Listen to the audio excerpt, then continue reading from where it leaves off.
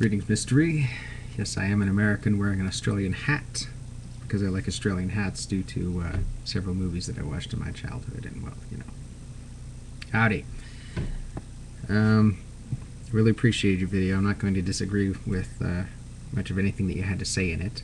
I just wanted to expand on it a little bit and maybe put a couple of things into perspective.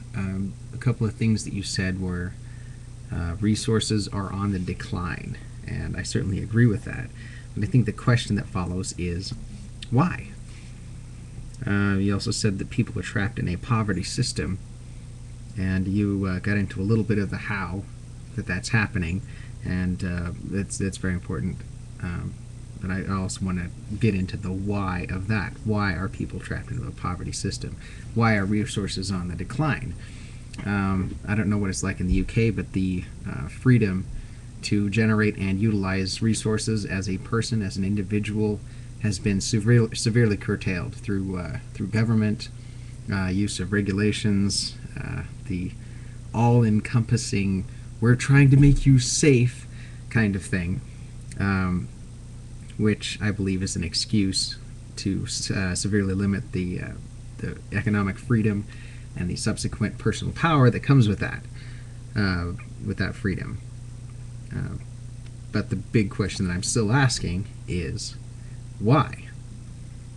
Because I go back to a comment made by Milton Friedman in one of his interviews, and he made the point that only in a free market system have the masses of any given society in history escaped from poverty. For all the rhetoric of the left, the communist and socialist types, for all their desire to elevate the lower classes, for all their championing of the people, their policies, their government philosophy has never resulted in the masses escaping from poverty.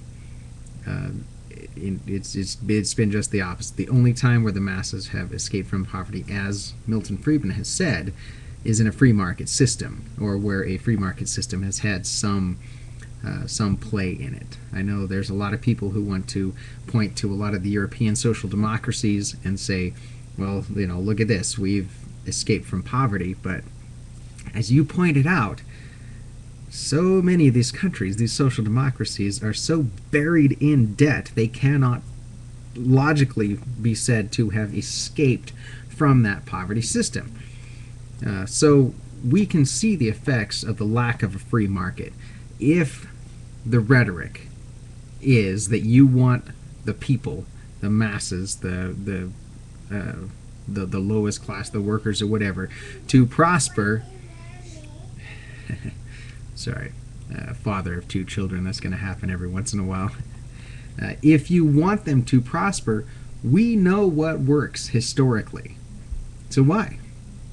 Why don't we do those things? Why don't we build on what we know works? That's the question that comes to my mind when you say that resources are on the decline and that people are trapped in a poverty system.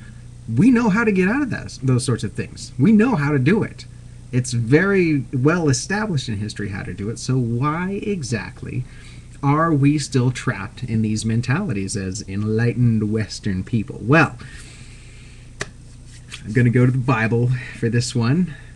Just an example. I'm not pushing a religion. Proverbs 22 verse 7 says, "The rich rules over the poor, and the borrower is servant to the lender." I believe that this can be seen very easily, but I'm also going to suggest to you that this is exactly the sort of thing that is being done specifically to control the people.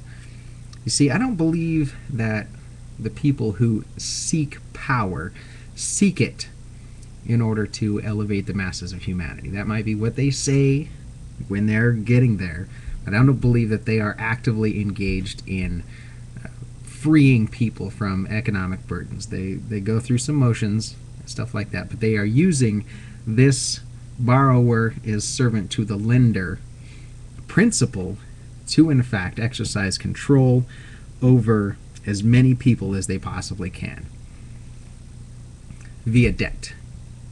If you take that paradigm, the borrower is servant to the lender, and apply it to debt, you realize that every time that somebody takes out a mortgage, every time somebody buys a car, anytime somebody puts something on their credit card, they are placing themselves into servitude to that person that they are lending to. Interest alone.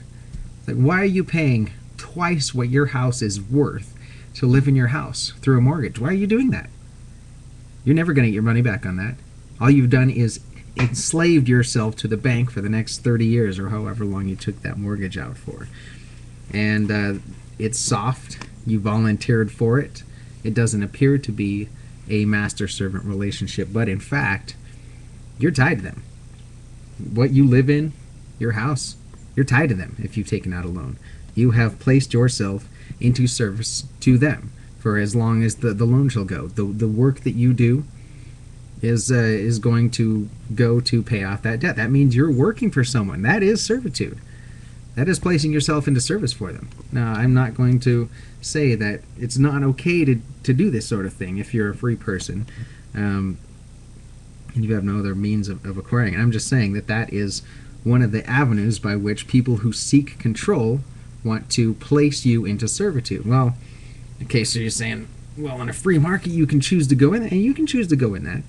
But what is the major thing where you don't have a choice? What is the major institution in your life where you are going to go into service to somebody else, or else you're going to go to prison?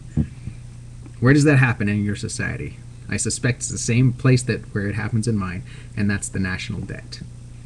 National debt is taxpayer money.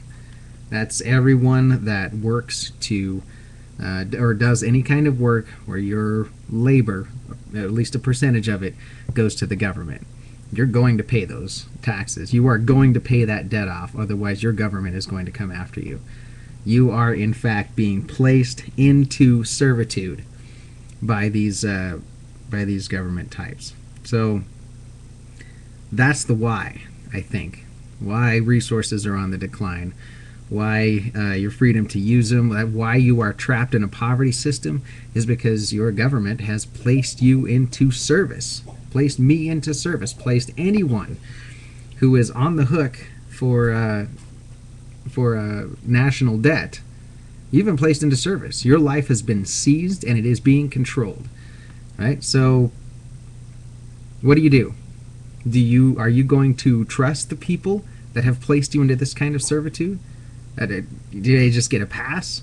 How exactly, now that so much of it is collapsing into ruin, you see their incompetence and their corruption, their abject lack of care for people's situation and lives. I don't know exactly what the situation is in the United Kingdom, but here in the U.S., people in the government are ignoring the private sector and just dumping fistfuls of cash, hand over fist, taking from taxpayers to support their friends in the unions and stuff like that. It's happening all over the place here in the United States, where the government is buttressing and dumping cash and placing everybody else into debt for this group of people that the government approves of. And I believe, like I said, to maintain the balance of power. So the biggest question, we need to start getting people to ask that question. Why do you keep electing these people? The worst thing about it is not a single one of these politicians will run on the platform of, I'm going to run up your debt. I'm going to put you on the hook for all this stuff. Not one of them runs for that. All of them run against that sort of thing, and then they turn around and just stick it to you. How many times does that need to happen before people are going to finally realize we've got to stop electing this type of individual? We've got to have the kind of national character that's responsible. How do we get to that kind of national character? You put it back in the hands of the people. You make better decisions for you individually than the government ever will, because you can trust your own motives when making decisions for yourself. I will say that I don't trust anyone in power to be making that kind of decision for myself. Looks like I'm running out of time, so got a lot more to say about this, but we'll we'll leave it there for now.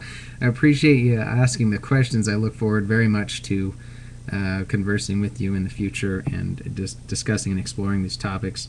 I love the avenues of reason and the spirit of debate. And I believe that people like you and I who believe in the merit of discussion, the advancement of reason, are going to be the future for humanity. Everything else is, as you said, the violence and conflict, which doesn't actually solve anything. I mean, it'll solve problems as in there's one person left afterwards, if you want to count that as a solution, but nobody's made any progress. Nobody's advanced. So signing off from the middle of the United States. Good to be with you, sir. Good to know you. I look forward to talking with you in the future. Thank you very much.